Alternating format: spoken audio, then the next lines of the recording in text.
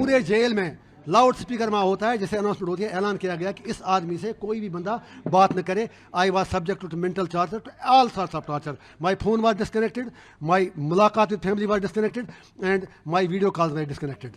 With all respect for Prime Minister Modi ji, I have tell him just one thing. If people of Kashmir feel so happy with abrogation of Article 370, then why was in jail for 5.5 years? वो तो मालिक हैं, वो तो आज के दौर के, क्या मैं कहूँ, हिटलर कहूँ, चंगेज़ खान कहूँ, जो भी कहूँ, नाम ही नहीं आता है. किस तरीके से जेल में आपके साथ आप बता रहे यातनाएं हुई, टॉर्चर हुआ, कैसा अंदर का एक्सपीरियंस था? फर्स्ट मैं आपको ये कहूँगा कि जेल में भी मुख्तलिफ किस्म के लोग हैं. कुछ ऐसे वहाँ पर अधिकारी हैं जो मेरे ख्याल में मतलब बहुत ही ग्रेट पीपल हैं, बहुत ही अच्छे लोग हैं, लेकिन उनकी अपनी प्रोफेशनल कंपल्सन्स अपनी जगह. But I was victimised for my political belief, specially after 18 January 2024. Only to help someone in the parliament elections, I was being forced to support a particular party, which I refused. तो मेरा phone भी काट दिया गया, मुझे normal cell से निकालकर mentally retarded ward में रखा गया, जहाँ पर अब मैं क्या बता दूँ आपको, वो कहानी मैं अपनी बायोग्राफी में लिख रहा हूँ और आगे भी बता दूँगा एट अप्रोप्रिएट टाइम. और मेरा एक टाइम का खाना तक भी बंद कर दिया गया पूरे जेल में. I am telling with responsibility, पूरे जेल में लाउड स्पीकर में होता है, जैसे अनाउंसमेंट होती है, ऐलान किया गया कि इस आदमी से कोई भी बंदा बात न करे. I was subject to mental torture, to all sorts of torture. My phone was disconnected, my मुलाकात with family was disconnected, and my video calls were disconnected. You are saying that you are against the PM Modi's ideology, but PM Modi has said that we are working to the Kashmir Valley, we are working for the development of the Kashmir and remove the militancy and the terrorism. So indirectly you are against PM Modi's ideology and against the terrorism or what? With all respect for Prime Minister Modi ji, I have tell him just one thing. If people of Kashmir feel so happy with abrogation of Article 370, then why was in jail for 5.5 years? Why are still thousands of people in jail? Then why there is social media ban on people on internet? Then why could not he find candidates for the parliamentary elections? It is absolutely a fake narrative, because he should not forget that people of Jammu and Kashmir had acceded through Maharaja with Government of India, with Union of India on certain conditions. It is New Delhi which has history of broken promises, which has betrayed from all its commitments, not fault of we people. Also, the Jammu Kashmir election is going on, Jammu Kashmir election, and the BJP is contesting from the Jammu Kashmir. And so, how do you see the election of Jammu Kashmir, because BJP is contesting from the Jammu Kashmir and they are saying once they will come in the power, they will also improve Kashmir. वो तो मालिक हैं, वो तो आज के दौर के, क्या मैं कहूँ, हिटलर कहूँ, चंगेज़ खान कहूँ, जो भी कहूँ, नाम ही नहीं आता है.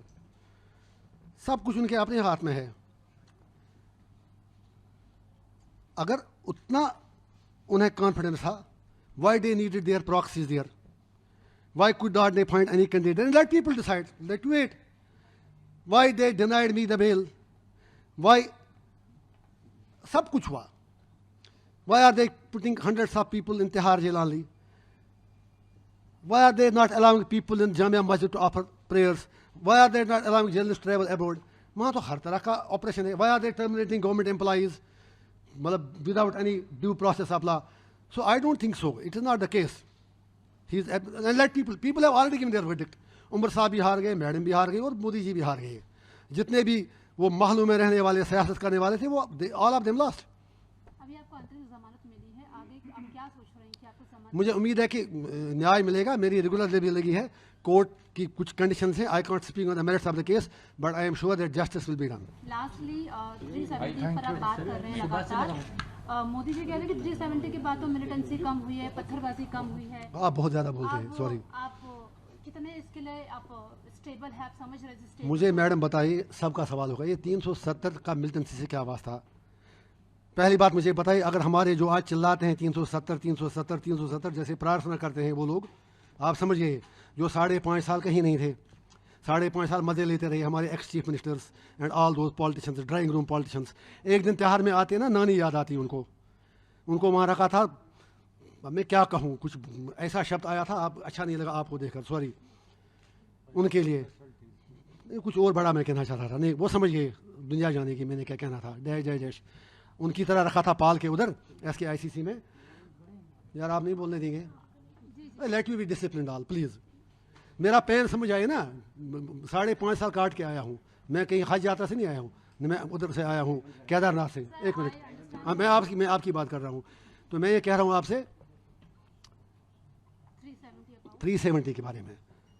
तो जो हमारे लोग जो 370 आजकल चला रहे हैं, जिन्होंने शासन किया वहाँ पर, सारे लोगों ने, नाम से नहीं ले रहा हूँ, 370 का मतलब था वहाँ कोई लॉ डायरेक्ट इम्प्लीमेंट होता ही नहीं। यूएपीए सबसे पहले उन्हें लगा दिया उधर, यूएपीए उन्होंने सबसे पहले वहाँ लगा दिया, जीएसटी उन्होंने सबसे पहले लगा दिया। कश्मीरी इन्वेस्टर्स के लिए वो इतना करते उनको अपनी स्टेट में रख दें। सो अवर लीडर्स है फेल्ड अस। फिर मिलिटेंसी का उसे क्या लेना देना, कुछ भी नहीं लेना देना है। Militancy is a separate thing. फिर मिलिटेंसी खत्म हुई क्या, मिलिटेंसी खत्म हुई क्या? जा तो रहा हूँ, चाहे मुझे अब 10-15 दिन ही मिलेंगे, लेकिन हम कहेंगे हमारे 15 दिन आपके 5.5 साल पर बार ही पड़ने वाले हैं। Thank you. खुश है सर, इसके लिए आप बाहर आ चुके हैं तो खुश हैं? खुश मैं तब हो जाऊंगा जब एक भी कश्मीरी जेल में न